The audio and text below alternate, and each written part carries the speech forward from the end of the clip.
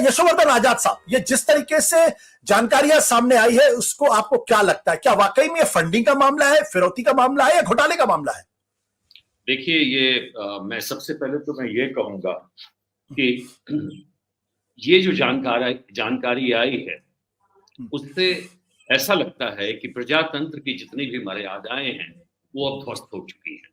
क्योंकि इससे साफ ये पता लगता है कि क्रोनी कैपिटलिज्म के अलावा जो आपने रैंसम और एक्सटॉर्शन की बात कही वो भी सामने आ रही है,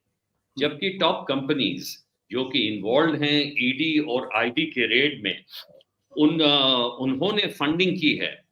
तो आशुतोष जी, मैं आपसे ये प्रश्न पूछना चाहता हूं कि अगर ईडी ने इनके एसेट्स अगर अटैच किए हैं तो क्या इनका जो डोनेशन है जो पॉलिटिकल पार्टीज को दिया गया है, मैं हेगड़े साहब भी इस पे अपना ये देंगे, राय देंगे, क्या वो भी अटैच नहीं हो जाना चाहिए? क्या वो पॉलिटिकल पार्टीज को ये बाध्य हो जाना चाहिए कि उन्हें ये लौटाना पड़े? अभी तक किसी भी पॉलिटिकल पार्टी से कोई भी प्रतिक्रिया इस तरह की नहीं आई है कि क्या वो इस फंड को लौटाना चाहेंगे। और दूसरी बात ये भी है कि अगर आप इसको ठीक से देखिए तो जो कंपनी जिस जगह, जहां, जिस स्थान में और जिस प्रदेश में कार्य कर रही है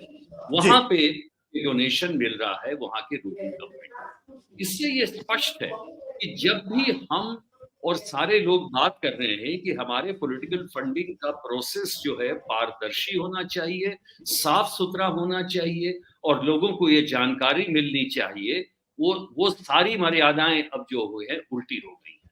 तो क्या ये सही है? अगर इस तरह की फंडिंग हो पॉलिटिकल पार्टीज की तो क्या हम डेमोक्रेसी को वाकई डेमोक्रेसी मानते हैं? और सही बात अब ये भी है कि क्या जिन लोगों ने पिछले 2019 से पैसा लिया है इतना ज्यादा और सत्ता में आए हैं, जबकि इस पूरी प्रक्रिया को ही अनकॉन्स्टिट्यूशनल कर दिया गया है, तो कहां तक ये लाजमी है कि अभी तक जो भी कार्रवाई हुई है इलेक्शन प्रोसेस को, क्या उसको एक नए सिरे से पूछा नहीं जाना चाहिए? गेमिंग प्लान के अगर आप इसको देखिए, गेमिंग कंपनी, तो उसमें जिन्होंने लॉटरी में हेराफेरी की और जिन्होंने साउथ में एक पार्टी ने फायदा दिया और दूसरी पार्टी ने उसके खिलाफ एक्शन लिया, उसके खिलाफ गेमिंग प्लेटफॉर्म को बैन करने के लिए उसका बिल अभी पेंडिंग पड़ा है शायद गवर्नर साहब के पास। तो ये सारी कितनी चीजें हैं जिसमें एक इंक्वायरी होने की आवश्यकता है। और मैं समझता हूं जो जानकारी अभी दी गई है, जिसके एनालिसिस के चलते अभी तक हम ये पता लगाए हैं, लेकिन अभी तक उस जानकारी का इसलिए कोई फायदा नहीं है। ये तो यही हुआ कहना कि अगर हम कहें कि 542 एमपीज के खिलाफ 203 मामले पंजीबद्ध हैं और हमें ये नहीं बताया जाए कि किस एमपी के सामने के खिलाफ कौन से मामले पंजीबद्ध हैं, और इसलिए ये सारी जानकारी जो फज करके दी गई है, मैं समझता हूं इसका एक ध्येय है। अंत में मैं यही कहना चाहूंगा कि जितनी भी जानकारी अभी हमें मिली है, अब इलेक्शन के फंडिंग में जो सुधार आना चाहिए, जिसके कारण जो गड़बड़ियां हैं, जिसके कारण अच्छे लोग ज्वाइन नहीं कर सकते,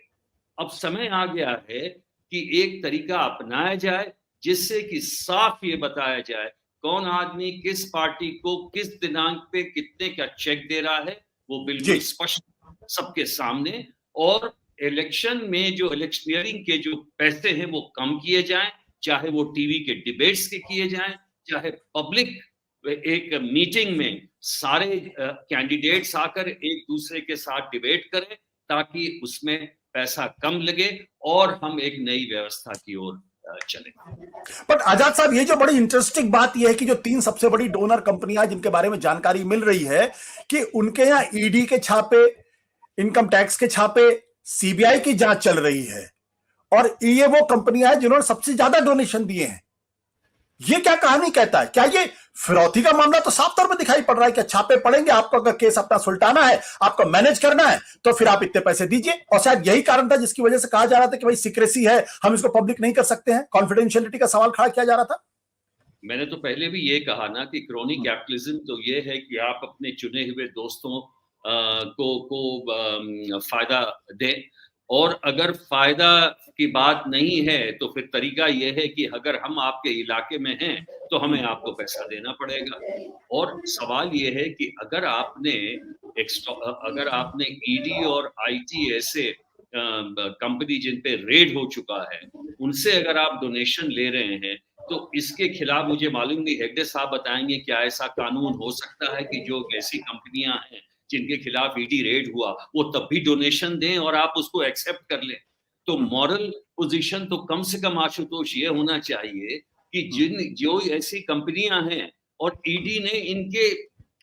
एसेट्स अटैच किए हुए हैं तो इनका डोनेशन क्या लाजिमी है। और दूसरी बात ये, जो कंपनी सिर्फ जिसको 2012 करोड़ का नफा है, 21 करोड़ का नफा है, वो 350 करोड़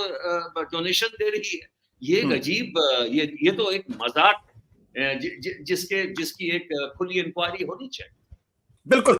सत्य हिंदी का ऐप डाउनलोड करें गूगल प्ले स्टोर पर।